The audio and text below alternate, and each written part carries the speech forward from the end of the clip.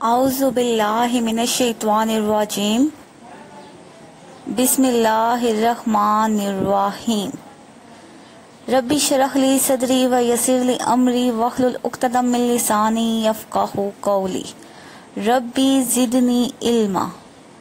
अस्सलामु अलैकुम वरहमतुल्लाहि वबरकातुहू। स्टूडेंट्स, उम्मीद करती हूँ आप खैरियत से होंगी और आप लोगों को इस्लामियात की जो डायरी दी गई है वो आप लोग अच्छे तरीके से आप लोगों ने याद कर ली होगी। तो आ जाते हैं आज की इस्लामियात की डायरी पर। लेक्चर नंबर 13 जुम्मा 19 जून सन 2020 की ये डायरी है आपकी और मजमून जो है वो है इस्लामियात लाजमी और नहम सीनियर की ये डायरी है और उन्वान है अहदीस 4-8। अच्छा स्टूडेंट्स, अब आ जाते हैं हदीस नंबर 4 पे जो आज आप लोगों की डायरी में हदीस 4-8 है। तो सबसे पहले हदीस नंबर 4 पढ़ लेते हैं। हदीस नंबर 4 है मन सल्ले अला, जिसने दरूद पढ़ा मुझ पर मरातन एक मर्तबा, फतल्लाहु खोल दिया अल्लाह ने, लाहू उसके लिए, बाब मिनल आफियत एक दरवाजा आफियत का। तो इसकी तशरीह है जिसने मुझ पर एक दफा दरूद भेजा अल्लाह ताला ने उसके लिए आफियत का एक दरवाजा खोल दिया। तो देखें दरूद शरीफ पढ़ने की कितनी ज़्यादा अहमियत बयान की गई है कि अल्लाह ताला जो है रसूल पाक सल्लल्लाहु अलैहि वसल्लम ने खुद अपने बारे में फरमाया कि जिसने मुझ पर एक दफ़ा दरूद भेजा अल्लाह ताला उसके लिए आफियत का एक दरवाज़ा खोल देता है। तो अल्लाह ताला और फरिश्तों जो है वो भी रसूल पाक सल्लल्लाहु अलैहि वसल्लम पर दरूद सलाम पढ़ते हैं। ठीक है, कुरान करीम में भी है कि जो है सूरत ज़ाब की आयत नंबर 56 में बयान किया गया है कि ए ईमान वालो, तुम नबी करीम सल्लल्लाहु अलैहि वसल्लम की ज़ात पर सलात भेजा करो और खूब सलाम भेजा करो। तो अल्लाह ताला ने भी मुसलमानों को हुक्म दिया है कि वो नबी करीम सल्लल्लाहु अलैहि वसल्लम पर दरूद सलाम भेजें, और क्यों ना हम भेजें, क्योंकि वो हमारे मुहस्सिन इंसानियत हैं। उन्होंने हमें सीधा रास्ता दिखाया और उसका अमली नमूना पहले खुद पेश किया और फिर हमें उस पर चलने का हुक्म दिया।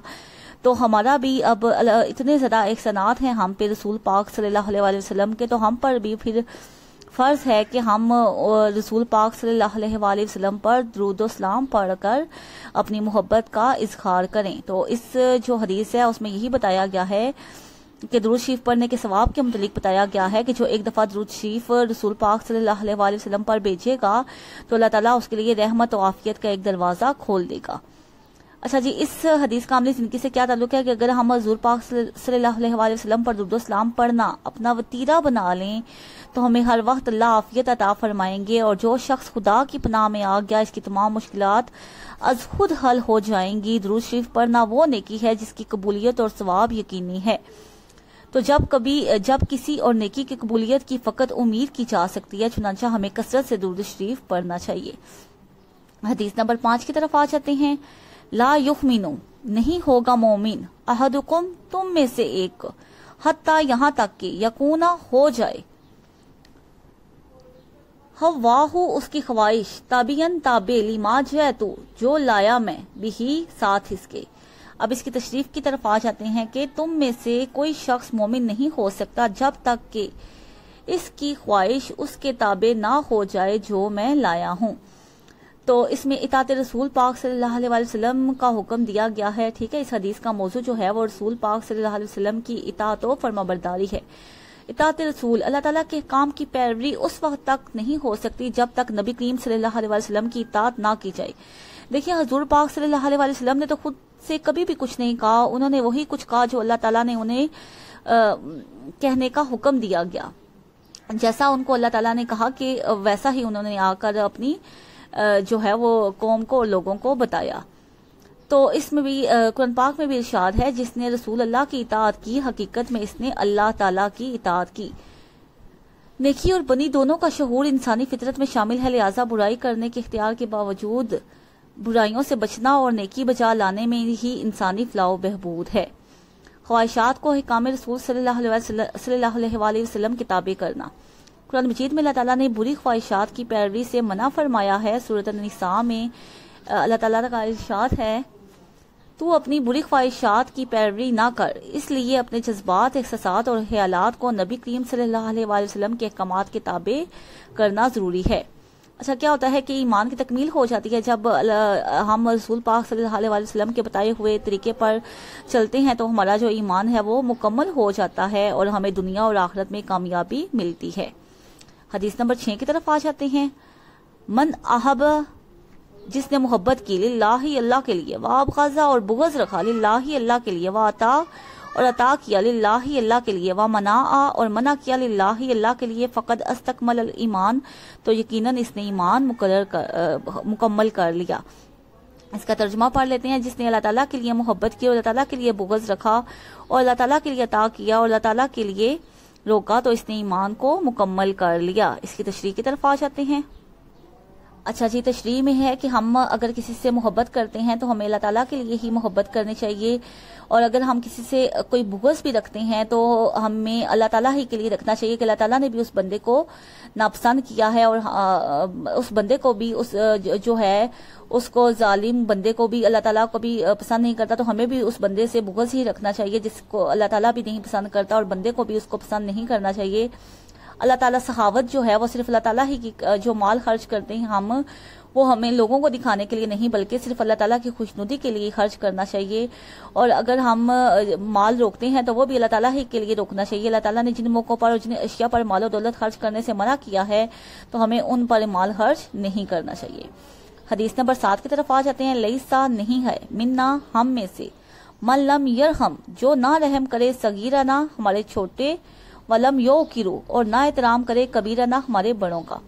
تو اس کا ترجمہ ہے وہ شخص ہم میں سے نہیں جو ہمارے چھوٹوں پر رحم نہ کرے اور ہمارے بڑوں کا احترام نہ کرے۔ تو چھوٹوں پر رحم کرنا بہت زیادہ ضروری ہے۔ زمانے جاہلیت میں تو ایسا ہوتا تھا کہ بچوں پر بہت زیادہ ظلم کیا جاتا تھا، بچیوں کو زندہ دفن کر دیا جاتا تھا۔ تو حضور پاک صلی اللہ علیہ وسلم کی تشریف آوری سے یہ سب کچھ ختم ہو گیا۔ نبی پاک صلی اللہ علیہ وسلم نے فرمایا، جس گھر میں کسی یتیم بچے کی پرورش کی جا رہی ہو وہ گھر سب سے اچھا ہے۔ اور آپ صلی اللہ علیہ وسلم نے فرمایا، بچے اللہ تعالیٰ کے پھول ہیں، تو اکثر اوقات ان سے غلطیاں ہو جاتی ہیں، تو والدین کو چاہیے کہ انہیں پیار و محبت کے ذریعے سے سمجھائیں اور انہیں نبی پاک صلی اللہ علیہ وسلم کے عشق و محبت کی تعلیم دیں، اور نماز پڑھنے کا بھی ان کو حکم دیں۔ تو بڑوں کا احترام، جہاں پر چھوٹوں پر رحم کرنے کے بارے میں بتایا گیا ہے، وہاں پر بڑوں کے احترام کے بارے میں بھی بتایا گیا ہے کہ بڑوں کا احترام بھی، چھوٹوں پر رحم کرنا بھی ضروری ہے اور بڑوں کا احترام کرنا بھی بہت زیادہ ضروری ہے۔ چھوٹوں کو چاہیے کہ وہ بڑوں کی باتوں کو مانیں، بشرطیکہ یعنی کہ وہ قرآن و سنت کے اگر خلاف نہ ہو، یعنی کہ اگر آپ کو کوئی بڑا ایسا حکم دے رہا ہے کہ جو قرآن و سنت کے خلاف ہو تو وہ بات آپ پر ماننا ضروری نہیں ہے۔ بزرگوں کا احترام کرنا چاہیے، ان کو اگر وہ بس وغیرہ میں بیٹھے ہیں تو ان کو جگہ دے دیں، یا پھر ان کو اگر وہ سڑک کراس کر رہے ہیں تو ان کو سڑک جو ہے وہ آپ کراس کروا دیں۔ تو اس طرح کی آپ لوگ بڑوں کی خدمت کر سکتے ہیں۔ حدیث نمبر 8 ہے، الراشی، رشوت دینے والا، والمرتشی، اور رشوت لینے والا، کلاہما فی النار، دونوں آگ میں ہیں۔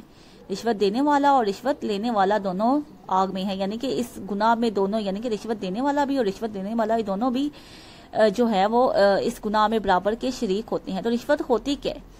کسی صاحب اختیار یا سرکاری ملازم کو مال پیش کرنا تاکہ وہ اس کے حق میں یا اس کے مخالف کے خلاف فیصلہ دے، تو یا پھر شریعت میں جس کام کا معاوضہ لینا درست نہ ہو اس کا معاوضہ لینا رشوت کہلاتا ہے۔ تو جب عدل و انصاف ختم ہو جاتا ہے تو معاشرے میں جو رشوت سازی کا بازار گرم ہو جاتا ہے۔ تو جب رشوت پھیلتی ہے تو معاشرے سے امن و سکون ختم ہو جاتا ہے، مظالم بڑھتے ہیں اور غریب کو جو اس کا حق ہے وہ بھی نہیں ملتا۔ تو رشوت کا انجام یہی ہے کہ رشوت دینے والا بھی اور رشوت لینے والا دونوں کو جہنمی قرار دیا گیا ہے اور کہا ہے کہ وہی ان کا ٹھکانہ ہے۔ تو ہمیں اس حدیث کے پیش نظر رشوت جیسی برائی سے بچنا چاہیے۔ یہ آپ لوگوں کی 4 تا 8 احادیث ہیں جن کو میں نے آپ کو سرسری سا بیان کر دیا ہے، اور امید ہے کہ آپ کو سمجھ آ گئی ہوگی۔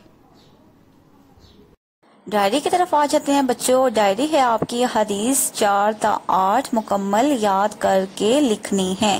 آپ نے کیلیگرافی رائٹنگ میں اچھی سی لکھنی ہے۔ لیکچر کا اختتام دعا پر کرتے ہیں۔ سبحانک اللہم و بحمدک، اشہد ان لا الہ الا انت، استغفرک و اتوب الیک۔ اللہ حافظ۔